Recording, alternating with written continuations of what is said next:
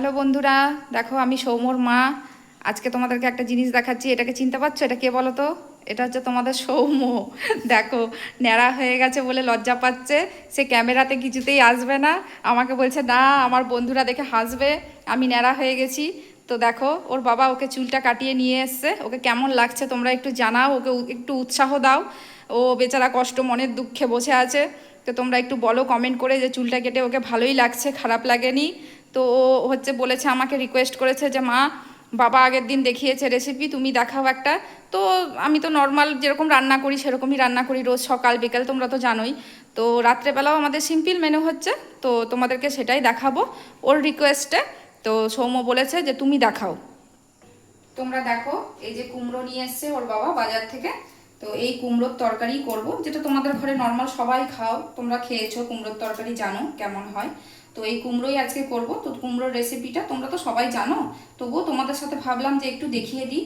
তো সৌম্যর রিকোয়েস্টে তো আমি ভাবলাম যে দেখাই। তাহলে চলো কুমড়োটা আগে কেটে নিই, কেটে টেটে রেডি করি, তারপর তোমাদের তরকারিটা তোমাদের সাথে শেয়ার করবো। তো দেখো, কুমড়োটাকে প্রথমে এইভাবে কেটে নিয়েছি। এইভাবে কাটার পরে কুমড়োটাকে পিস পিস করে ছোট ছোট, মানে মিডিয়াম সাইজের যেরকম তোমরা কাটো সেরকম ভাবে কুমড়োটাকে কাটবো। সঙ্গে কাটবো আলু দিয়ে, আলুটা আর কুমড়োটাকে দুটো একসাথে কেটে তোমাদের সাথে আবার আসছি ফিরে। তো দেখো বন্ধুরা, কুমড়োটাকে ঠিক এইভাবে কাটবে, মানে একটু বড় আর একটু মানে মিডিয়াম সাইজের কাটবে, যাতে তোমার সেদ্ধ করতে সুবিধা হয়, যাতে গ্যাসটাও কম পুড়ে আর তোমার তাড়াতাড়ি সেদ্ধ হয়ে যায়। তো আমি কুমড়োটাকে না ঠিক এইভাবে কেটেছি। তোমরা এইভাবেও কাটতে পারো, চাইলে একটু বড় বড় সাইজেরও কাটতে পারো, তবে ওটা সেদ্ধ হতে একটু টাইম লাগে, কিন্তু এটা তোমার তাড়াতাড়ি সেদ্ধ হয়ে যাবে। তো এইভাবে তোমরা দেখে নিয়েছো, তো তোমরা এইভাবে কাটবে, দিয়ে আমি কেটে আমি তারপর আবার আসছি, ঠিক আছে? তো দেখো বন্ধুরা, আমার কাটা এখানে কমপ্লিট হয়ে গেছে। এরকম ভাবে কেটেছি কুমড়োটাকে ছোট ছোট করে, আর আলুও কেটেছি বেশ ছোট ছোট করে, যাতে দুটোই তাড়াতাড়ি সেদ্ধ হয়ে যায়। তো এখানে দিয়েছি কাঁচা লঙ্কা চেরা, আর এখানে দিয়েছি টমেটো। তো এগুলো সব দিয়ে একটু বেশ ভালো করে, যেরকম কুমড়োর তরকারি করে তোমরা তো খাও জানো, তো সেভাবেই করব।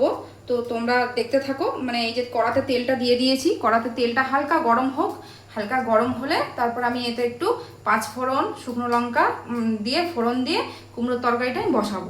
তো দেখো, এখানে হালকা তেলটা গরম হয়ে গেছে। তো এবার আমি এতে তেলের মধ্যে ছাড়ছি হচ্ছে শুকনো লঙ্কা, আর এখানে দিচ্ছি হচ্ছে তোমার পাঁচ ফোড়ন। পাঁচ ফোড়ন আর শুকনো লঙ্কাটা বেশ একটু লালচে লালচে হয়ে গেলে তখন এবার আমি কুমড়োটা তোমাদের হচ্ছে কুমড়োটা দেবো। তো এর মোটামুটি তোমার লালচে লালচে হয়ে গেছে, মানে সেন্টটাও খুব ভালো উঠছে। তো এখন আমি কুমড়োটা দিয়ে দিলাম তেলের মধ্যে। কুমড়ো, এই যে আলু, আর তোমার এই যে কাটা টমেটো, যেটা টমেটোটা দিলাম, আর এই চেরা কাঁচা লঙ্কাটা, এটাকেও আমি দিয়ে দিচ্ছি। তো দিয়ে আমি এবার একটুখানি ঢাকা দিয়ে দেবো, যাতে তোমার পাঁচ ফোড়নের যে সেন্টটা ওটা যেন তরকারি থেকে না চলে যায়। তো দেখো, এই যে এবার ঢাকনাটা খুললাম। তো এর ভেতর থেকে, মানে এর কড়ার ভেতর থেকে তোমার পাঁচ ফোড়নের সেন্টটা উঠতে শুরু করেছে। তো এবার একটু নাড়িয়ে, মানে হালকা হালকা একটু তোমার নাড়িয়ে এটাতে এবার দেবো হচ্ছে আমাদের এই মশলাগুলো। এর মধ্যে দেবো তোমার একটু হলুদ দিয়ে দেবো, একটু হলুদ দিলাম, একটু ধনের গুঁড়ো, আর একটু তোমার জিরের গুঁড়ো দিয়ে দিলাম। তারপরে এবার এর মধ্যে দেব তোমার নুন, দেব স্বাদ অনুসারে, তোমরা দেখে দেবে, তোমরা যেরকম করবে সেরকম স্বাদ অনুসারে নুনটা দিয়ে দেবে। নুনটা দেওয়ার পর আমি একটু খানিকক্ষণ এটাকে একটু নাড়াচাড়া করে দেবো, যাতে মশলাগুলো সব একসাথে মিশে যায়। এটা মশলাগুলো সব একসাথে মিশে গেলে এতে আমি হচ্ছে একটু সামান্য চিনি দেবো, যাতে মিষ্টি মিষ্টি কুমড়োর তরকারি মিষ্টি খেতে ভালো লাগে, তো একটু সামান্য চিনি দেবো। দাঁড়াও, চিনিটা দিই।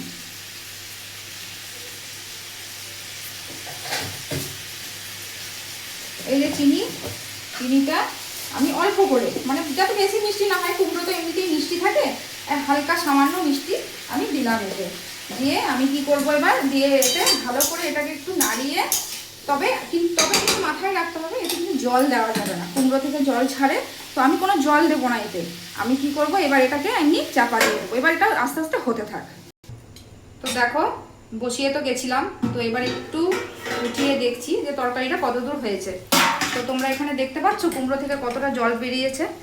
তো আমি কিন্তু কোনো জল দিইনি, এটা কিন্তু কুমড়ো থেকেই জলটা বেরিয়েছে। তো দেখো, আমি একটু নাড়িয়ে দেখি যে কুমড়োটা আলুটা না এখনো অবধি কাঁচা আছে, আরেকটু হবে। তো আমার আবার ঢাকা দিয়ে আমি রেখে দিচ্ছি। তো আরেকবার উঠিয়ে টেস্ট করে নিই, টেস্ট করে দেখি।